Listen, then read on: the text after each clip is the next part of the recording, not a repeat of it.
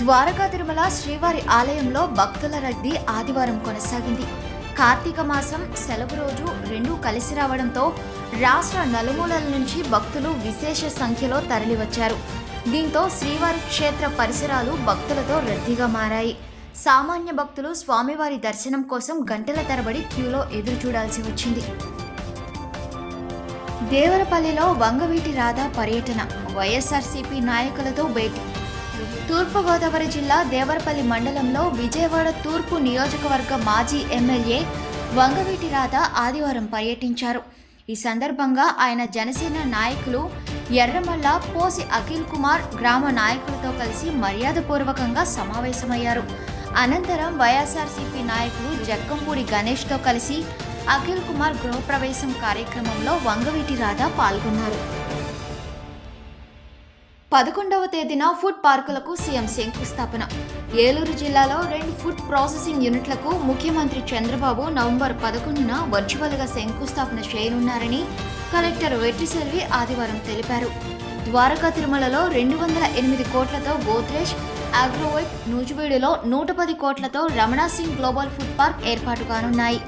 ఈ యూనిట్ల ద్వారా 1866 మందికి ఉపాధి అవకాశాలు లభిస్తాయని కలెక్టర్ వెట్రిసెల్వి పేర్కొన్నారు. స్పీకర్ అయ్యన్న పాత్రుడు గౌరీపట్నం ఆలయ దర్శనం. ఆంధ్రప్రదేశ్ రాష్ట్ర అసెంబ్లీ స్పీకర్ చింతకాయల అయ్యన్న పాత్రుడు సోమవారం దేవరపల్లి మండలం గౌరీపట్నం గ్రామంలో పర్యటించారు. సతీ సమేతంగా కుటుంబ సభ్యులతో కలిసి శ్రీ గౌరీ సమేత మహాలింగేశ్వర స్వామివారిని దర్శించుకుని ఆశీర్వాదం, తీర్థ ప్రసాదాలు స్వీకరించారు. ఈ కార్యక్రమంలో టీఎన్టీయూసీ జిల్లా అధికార ప్రతినిధి, రాజమండ్రి పార్లమెంట్ కమిటీ సభ్యుడు పాతూరి గిరిధర్, ఇతర నాయకులు పాల్గొన్నారు. ఏలూరు పార్లమెంట్ నియోజకవర్గంలో పరిష్కరించాల్సిన సమస్యలను లోక్సభలో ప్రస్తావించి కేంద్ర ప్రభుత్వం దృష్టికి తీసుకువెళ్లేందుకు సంబంధించిన ప్రశ్నలను విద్యార్థులు, ప్రజల నుంచి ఎంపీ పుట్టా మహేష్ కుమార్ గారు ఆహ్వానించారు.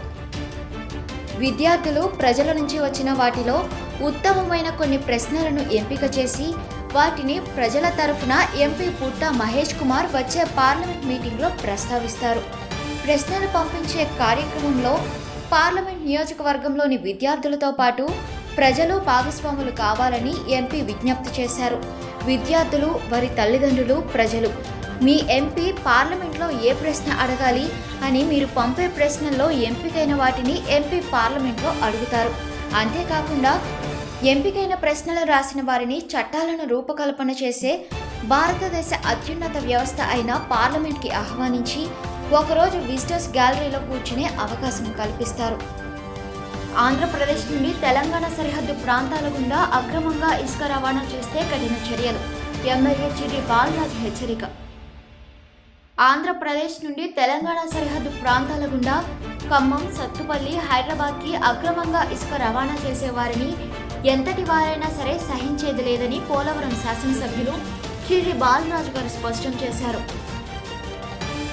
సోమవారం జీలుగుమెల్లి మండల కేంద్రంలో విలేకరులతో మాట్లాడిన ఎమ్మెల్యే, ఇటీవల కాలంలో కొంతమంది అక్రమదారులు తన పేరును ఉపయోగిస్తూ ఇసుక రవాణా వంటి అనైతిక కార్యకలాపాలకు పాల్పడుతున్నారని సమాచారం అందిందని పేర్కొన్నారు.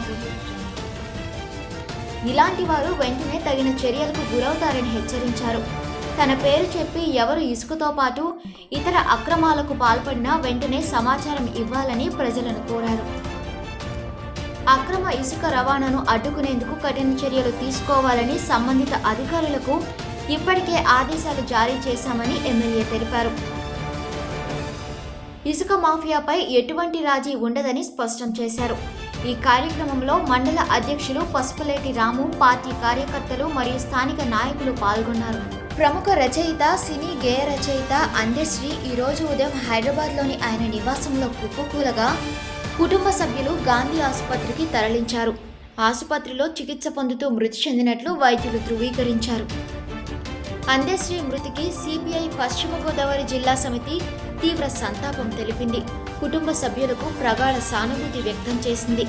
సిపిఐ జిల్లా కార్యదర్శి కోనాల భీమారావు మాట్లాడుతూ కోల్పోతున్న మానవత్వ విలువలు తట్టి లేపుతూ విలువలతో కూడిన సాహిత్యాన్ని ప్రజలకు అందించిన గొప్ప కవి అందశ్రీ అన్నారు. అందశ్రీ మృతి తెలుగు సాహితీ లోకానికి, సమాజానికి తీరని లోటుగా పేర్కొంటూ నివాళులర్పించారు. కార్యకర్త, అధినేత అనే పదానికి నిజమైన అర్థాన్ని ఇచ్చిన శాసనసభ్యులు శ్రీ సొంగ రోషన్ కుమార్ గారు. కార్యకర్తలు ఆయన్ని కలవడానికి ఎప్పుడు ఏ సమయంలో వచ్చినా సరే చిరునవ్వుతో పలకరిస్తూ వారి భుజం పైన చేయి వేసి మాట్లాడుతుంటే కార్యకర్త మొహంలో చక్కని చిరునవ్వు. అలాగే ఒక ఆడపడుచు శాసనసభ్యునితో మాట్లాడడానికి రావడమే కాకుండా ఆమె పట్ల శాసనసభ్యులు స్పందించిన తీరు పట్ల ఏకంగా కవితతోనే ఆయనపై ఉన్న అభిమానం చాటి చెప్పింది. ఏలూరు జిల్లా జంగారెడ్డిగూడెం మండలం గురువాయిగూడెం గ్రామంలో శ్రీ మద్ది ఆంజనేయ స్వామి వారికి శనివారం సందర్భంగా పంచామృత అభిషేకాలు ఘనంగా జరుగుతున్నాయి. భక్తులు పెద్ద సంఖ్యలో హాజరై స్వామివారి దర్శనాలు చేసుకున్నారు. భక్తుల కొరకు ఆలయ అధికారులు తీర్థ ప్రసాదాలు అందజేస్తున్నారు.